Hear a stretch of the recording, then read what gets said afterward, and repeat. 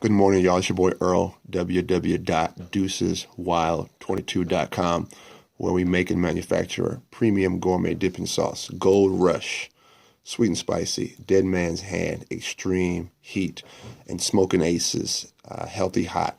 These two on the ends are 100% natural, premium gourmet dipping sauce. Just put it on whatever kind of food you want. And we are excited because we are taking these sauces across the country. As we look at today's subject matter, it is the top 1%, top 1%.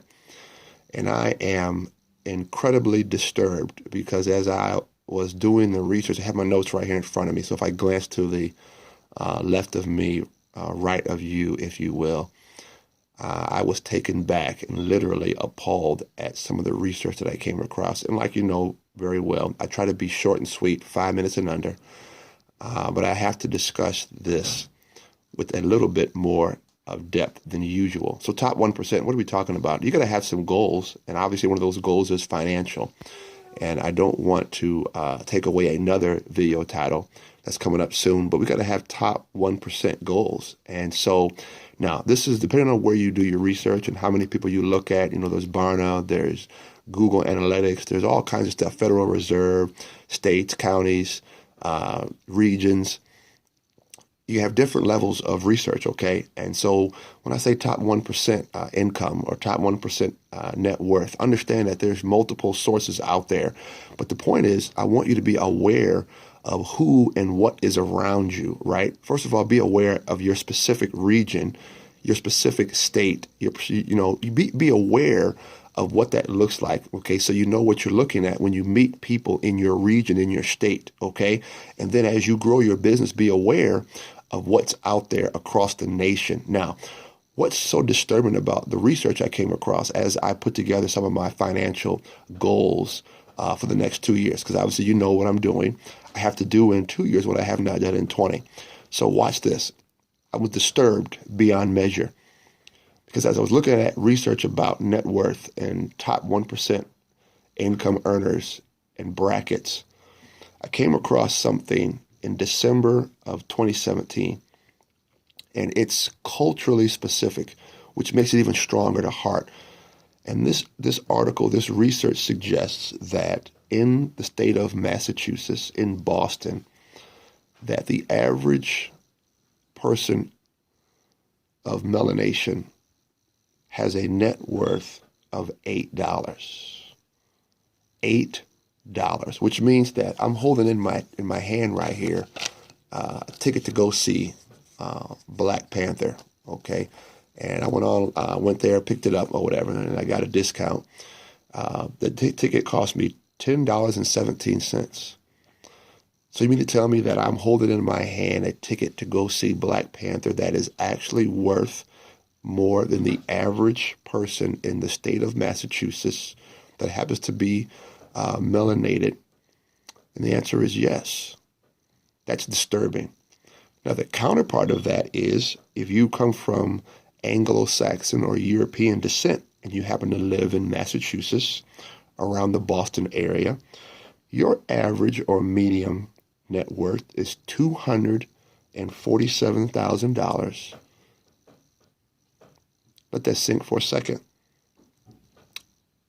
Day 75, 3/16/2018, that we have people that live in the same city that literally have thousands of times the net worth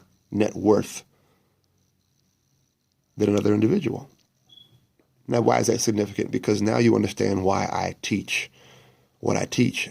Now you understand why I do what I do, because, see, it's possible to live next door to someone and they're 1,000 times richer than you are, 1,000 times wealthier than you are. You could be in Walmart, you could be at Wells Fargo, you could be at Bank of America and not even understand who you're standing next to because of your lack of understanding. So now, what's the 1% about? I'm glad you asked. You need to understand what you're going after and what's possible when you're in business for yourself. Now, you can achieve those things if you have a job, but understand you also have limitations, okay? When you're on your own business, you lift the lid off of limitations, which is corporate politics, okay? Which is primarily politics is what you're limited limitations are. All right. And there'll be a video that talks about your limitations. But typically in the corporate world, what limits you is politics. Okay. So what's 1%? I'm glad you asked. Understand what you're going after. 1%. All right. Now there's a couple of different sources, but there's people that talk about the 1%, meaning you earn $465,000 a year on average. So that's what you earn. There's also another research base of information that says the average income of a 1%er, depending on where you live at, is $717,000 a year. Now, think about that now. And or your net worth. Okay? Then there's another group of research that talks about the average top 1% of individual earns $1.26 million a year. You have to understand money. You have to understand fiscal responsibility. You have to understand what's available out there for you.